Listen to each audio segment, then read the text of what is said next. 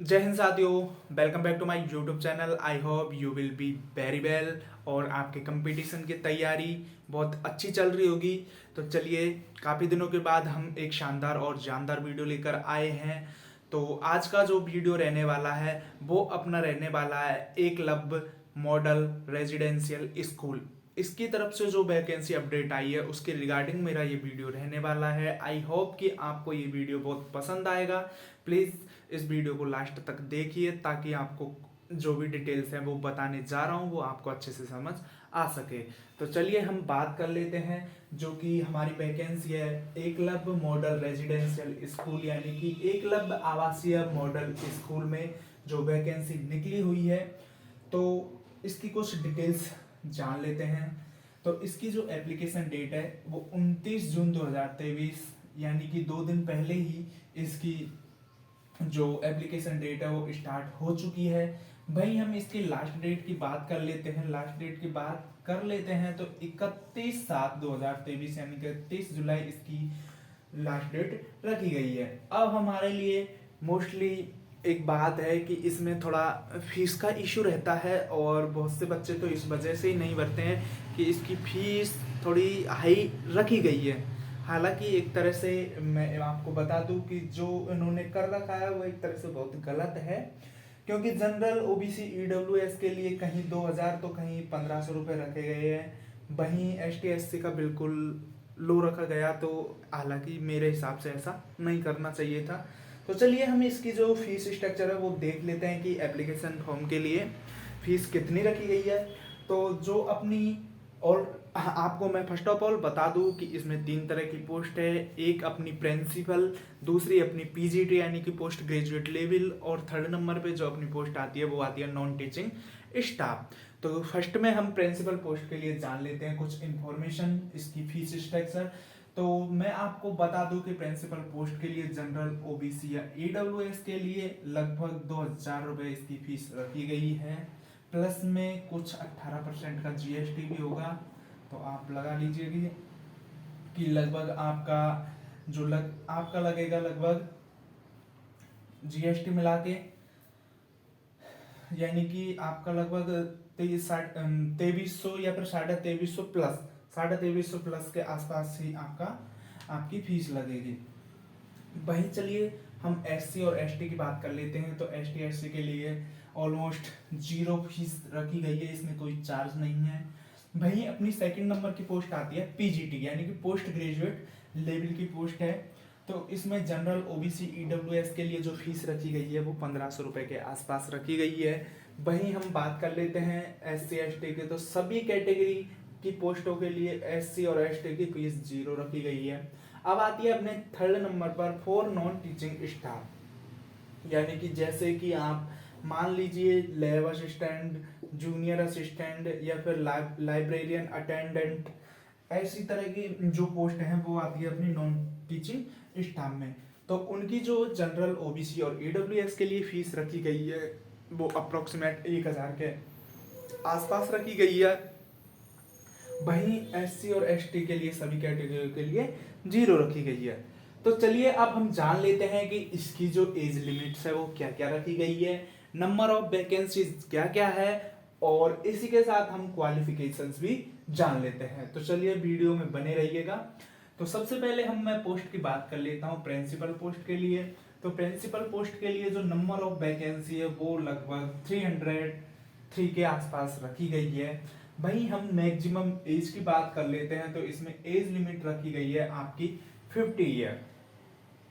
इसी के साथ अब साथ में ही हम इनकी क्वालिफिकेशंस भी जान लेते हैं। तो जो प्रिंसिपल पोस्ट है एक हाई प्रोफाइल वाली जॉब है ये प्रिंसिपल।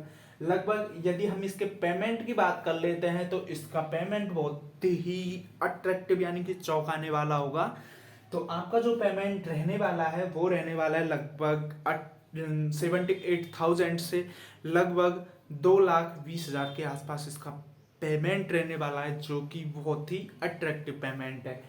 इसी के साथ अब हम जानते हैं कि इसकी क्वालिफिकेशंस क्या रखी गई है। तो इसकी क्वालिफिकेशंस रखी गई है मास्टर डिग्री प्लस इसी के साथ आपके पास बीएड होना चाहिए, और साथ ही साथ आपने या तो प्राइवेट या फिर गवर्नमेंट कहीं पर भी आपने वर्क किया है तो आपके पास 12 ईयर का जॉब एक्सपीरियंस होना चाहिए। सेकंड नंबर की पोस्ट है अपनी पीजीटी, तो इसके लिए लगभग 2266 के आसपास पोस्ट रखी गई है। और इसकी एज लिमिट की बात कर लेते हैं तो 40 ईयर के आसपास इसकी एज लिमिट रखी गई है।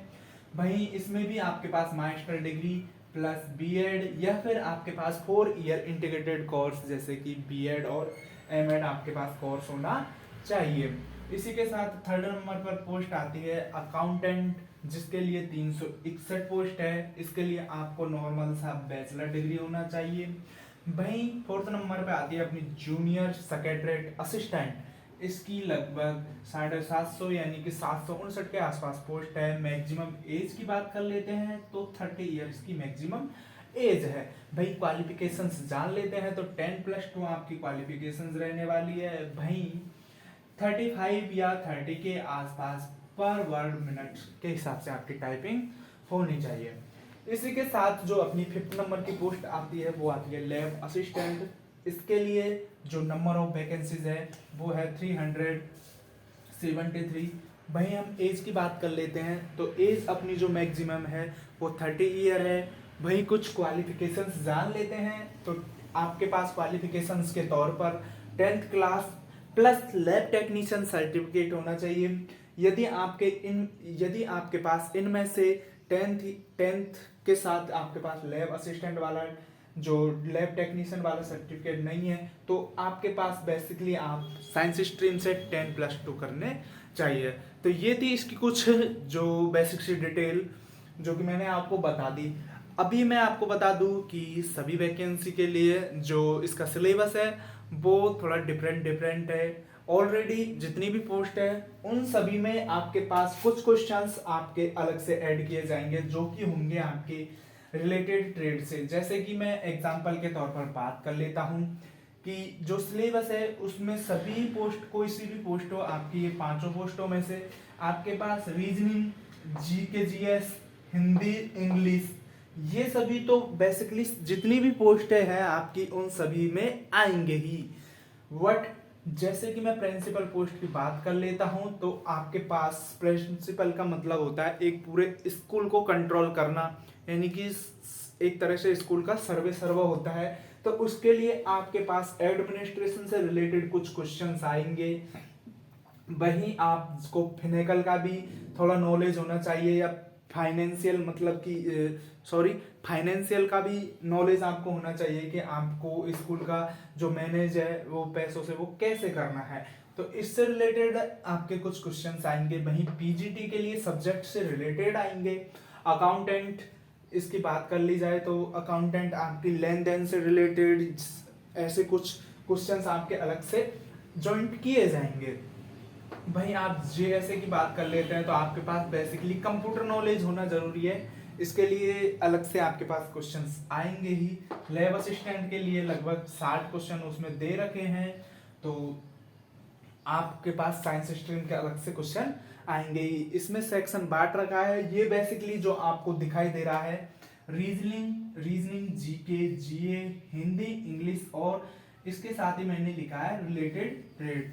हालांकि ये वीडियो बड़ी हो जाती इसलिए मैंने सेपरेटली इसका सिलेबस नहीं बनाया है और जैसे ही आपका रेस्पॉन्स अच्छा आएगा तो मैं सेपरेटली एक पोस्ट के लिए पर्टिकुलर वीडियो बना सकता हूं। उससे रिलेटेड जो भी आपकी क्यूरीज है वो आप प्लीज इस वीडियो के कमेंट सेक्शन में कमेंट कर दीजिएगा।